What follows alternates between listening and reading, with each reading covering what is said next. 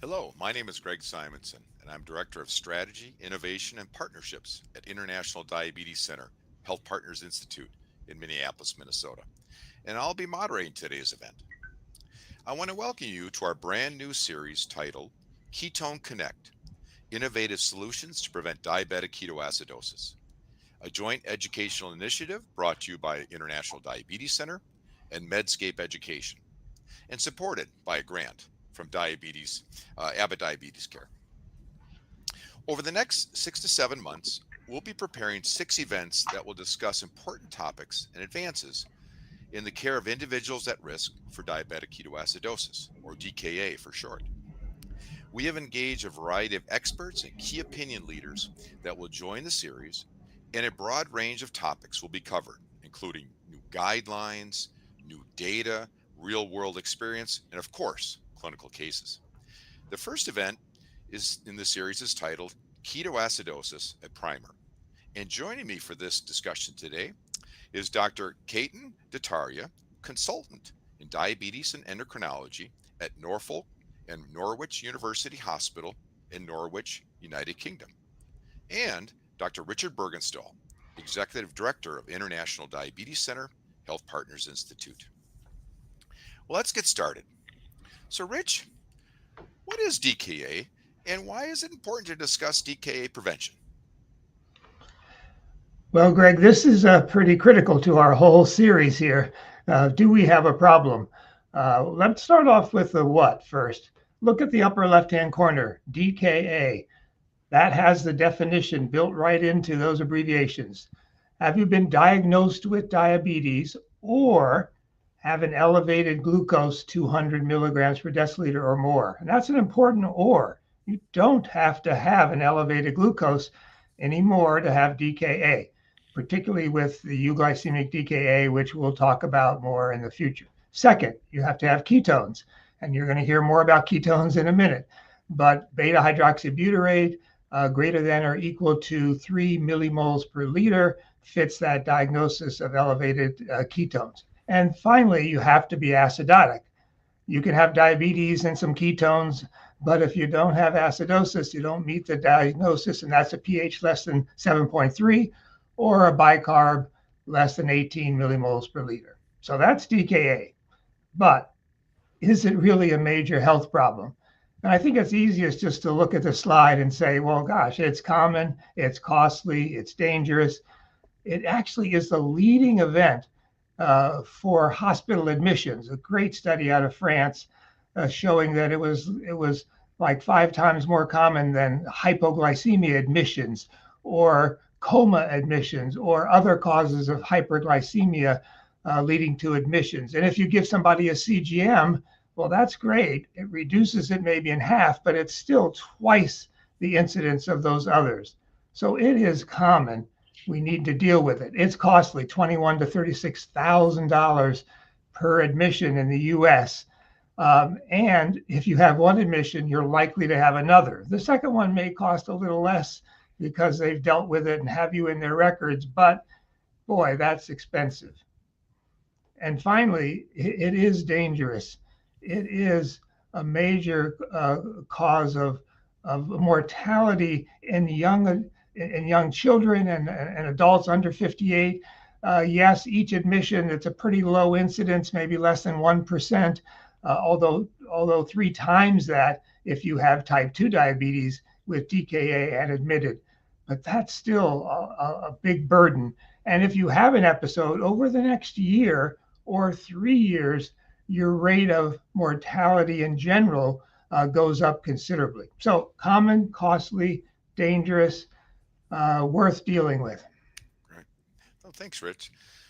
Okay, Ketan, let's talk about the underlying physiology of ketone production and the pathophysiology that causes DKA. So what's really going on here? So I think what we need to talk about is a bit of, let's go back to basic physiology. And actually, I'm going to talk about evolution. Because if you think about early humans wandering around the Great Plains of the Midwest 50, 60,000 years ago, chasing a woolly mammoth, you know that those individuals would really be eating very little indeed. a few grasses, a few nuts, fruits if it's in season. And we all know what is the main driver for insulin secretion. The main driver is the presence of carbohydrate in the bloodstream. If you have no carbohydrate, you have no stimulation for insulin secretion. And what this slide shows is that insulin at different concentrations in the blood has different functions.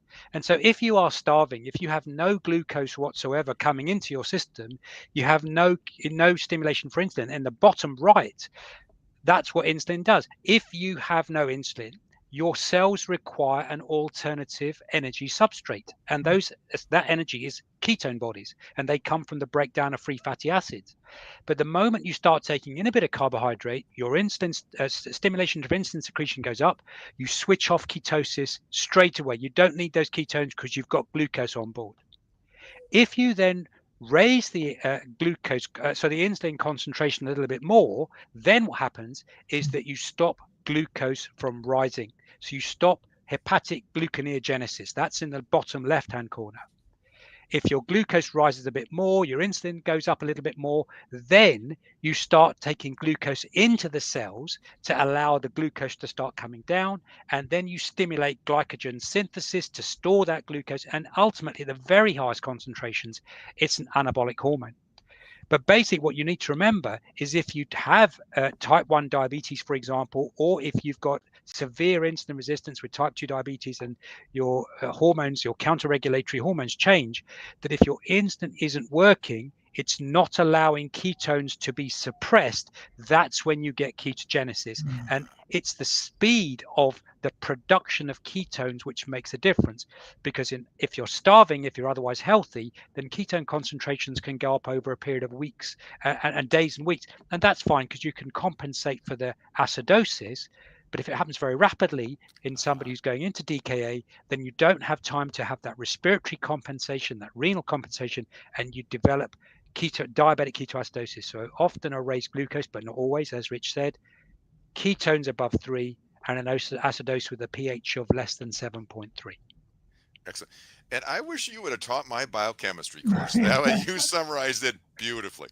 Okay, so let's turn our attention to Rich. So what currently are there strategies that are available for measuring ketones in individuals with diabetes? And then I'm going to have a follow-up question just to throw it out there. And are people routinely testing for it? So kind of, how do we test, and are people doing it? Well, Greg, I agree. That was a great primer on the ketone levels. So it seems like it would be important if we have this problem and to measure these ketones and be able to do it. And so there have been methods available.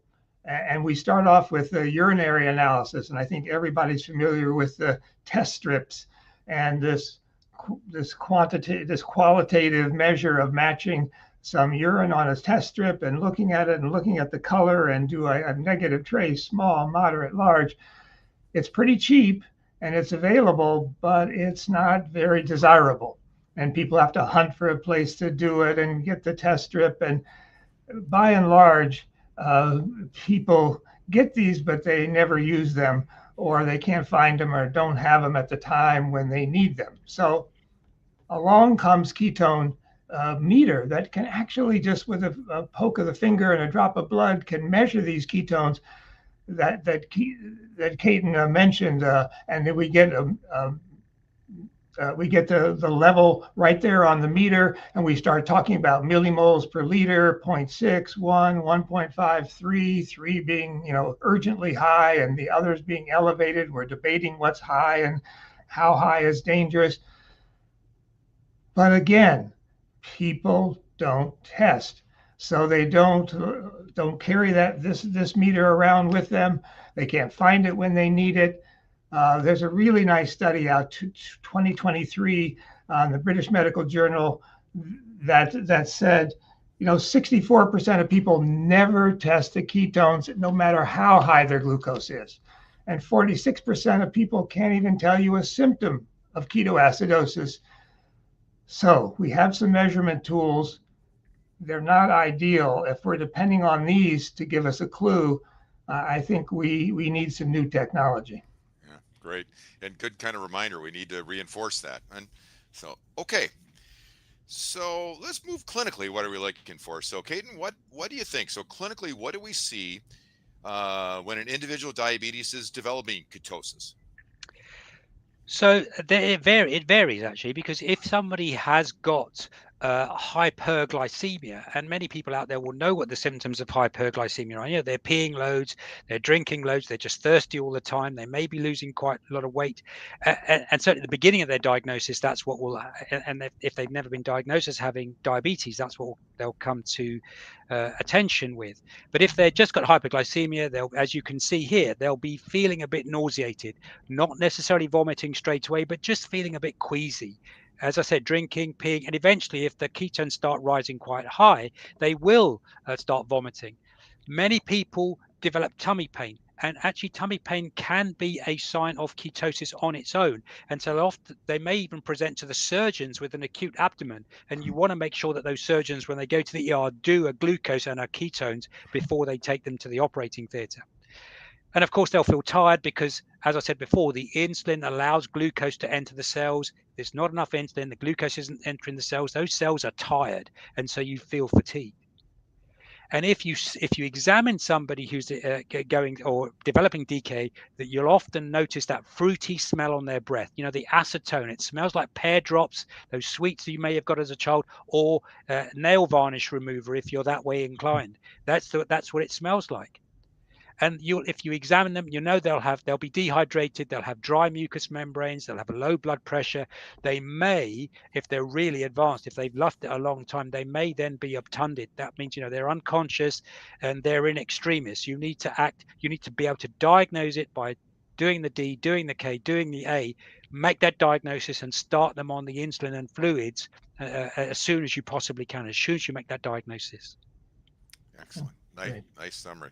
So, I'm going to then just kind of do quite a quick summary so far, and then I'm going to open it up for your last kind of comments or parting clinical pearls for us. But so I'm taking away from this one, it's more common than I thought, especially for those acute complications, and of course known as dangerous. But I also taken away it's a very complex. DK is very the underlying pathophysiology.